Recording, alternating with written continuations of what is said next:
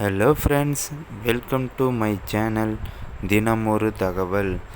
This video is sponsored by SBO Digital Marketing.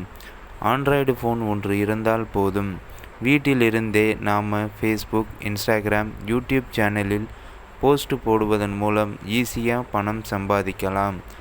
அதற்கான ஒரு சிறந்த இடம்தான் இந்த SBO டிஜிட்டல் மார்க்கெட்டிங்.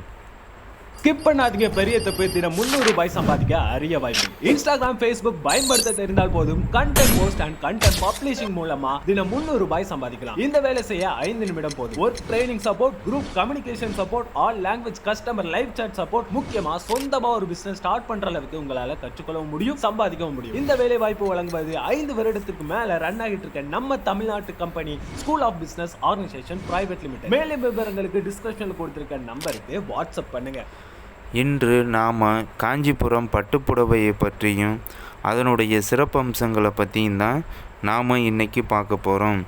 காஞ்சிபுரம் பட்டுப்புடவை இந்தியாவின் தமிழ்நாடு மாநிலம் காஞ்சிபுரம் பகுதியில் தயாரிக்கப்படும் ஒரு வகை பட்டுப்புடவையாகும். காஞ்சிவரம் புடவை என்றும் அழைக்கப்படுகிறது. இந்த புடவைகளை தமிழ்நாடு, கேரளா, கர்நாடகா மற்றும் ஆந்திர பிரதேசத்தில் உள்ள பெரும்பாலான பெண்கள் மணப்பெண் மற்றும் சிறப்பு சந்தர்ப்ப புடவைகளாக அணிகின்றன. 2005, 2006 ஆண்டில் இந்திய அரசு புவிசார் குறியீடு வழங்கி அங்கீகரித்துள்ளது. 2008 ஆண்டு நிலவரப்படி சுமார் 5000 குடும்பங்கள் புடவை உற்பத்தியில் ஈடுபட்டு இருப்பதாக மதிப்பிடப்பட்டுள்ளது. காஞ்சிபுரம் பகுதியில் 25 பட்டு மற்றும் பருத்தி நூல் தொழிற்சாலைகளும் 60 சாயமிடும் அலகுகளும் உள்ளன. புடவைகள் தூய மல்பெரி பட்டு நூலிலிருந்து நெய்யப்படுகின்றன. காஞ்சிபுரம் புடவைகள் தயாரிப்பில் பயன்படுத்தப்படும் தூய மல்பெரி பட்டு மற்றும் சரிகை ஆகியவை தென்னிந்தியாவிலிருந்து வருகின்றன.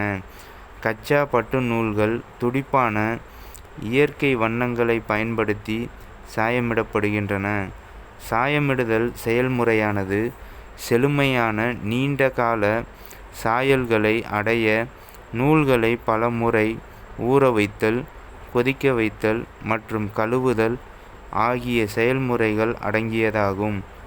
காஞ்சிபுரம் புடவையை நெசவு செய்ய 3 ஓடக்கட்டைகள் எனப்படும் நெசவு தறிகள் பயன்படுத்தப்படுகின்றன. நெசவாளர் வலது பக்கம் வேலை செய்யும் அதே வேளையில் அவரது உதவியாளர் இடது பக்க நெசவு தறியில் வேலை செய்கிறார்.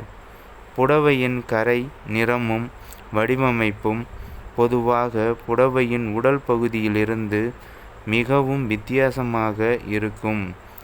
முந்தி வேறு நிழலில் நெய்யப்பட வேண்டுமானால் அது முதலில் தனித்தனியாக நெய்யப்பட்டு பின்னர் மென்மையாக புடவையின் இணைக்கப்படுகிறது. உடல் முந்தியை சந்திக்கும் பகுதி பெரும்பாலும் ஒரு நெளிவரி கோட்டால் குறிக்கப்படுகிறது. உண்மையான காஞ்சிபுரம் பட்டுப்புடவையில் உடலும் கரையும் தனித்தனியாக நெய்யப்பட்டு பின்னர் ஒன்றோடு ஒன்று இணைக்கப்படுகின்றன. புடவைகள் கிழிந்தாலும் கரை பிடிக்க முடியாத அளவுக்கு மிகவும் வலுவாக நெய்யப்படுகிறது.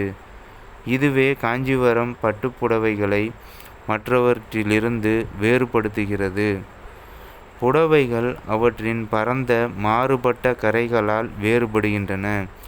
கோயில் கரைகள், கட்டிடங்கள், கோடுகள் மற்றும் மலர் ஆகியவை காஞ்சிபுரம் புடவைகளில் காணப்படும் பாரம்பரிய வடிவமைப்புகளாகும்.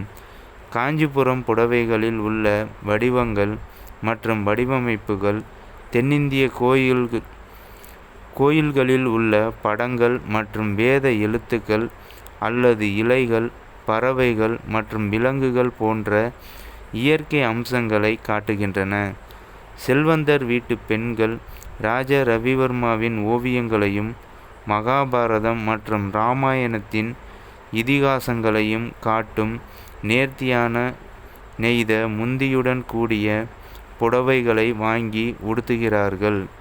வேலைப்பாடு, வண்ணங்கள், வடிவம், ஜரிகை போன்ற பயன்படுத்தப்படும் பொருட்கள், நெசவு நுணுக்கம் ஆகியவற்றை பொறுத்து காஞ்சிபுரம் புடவைகளின் விலை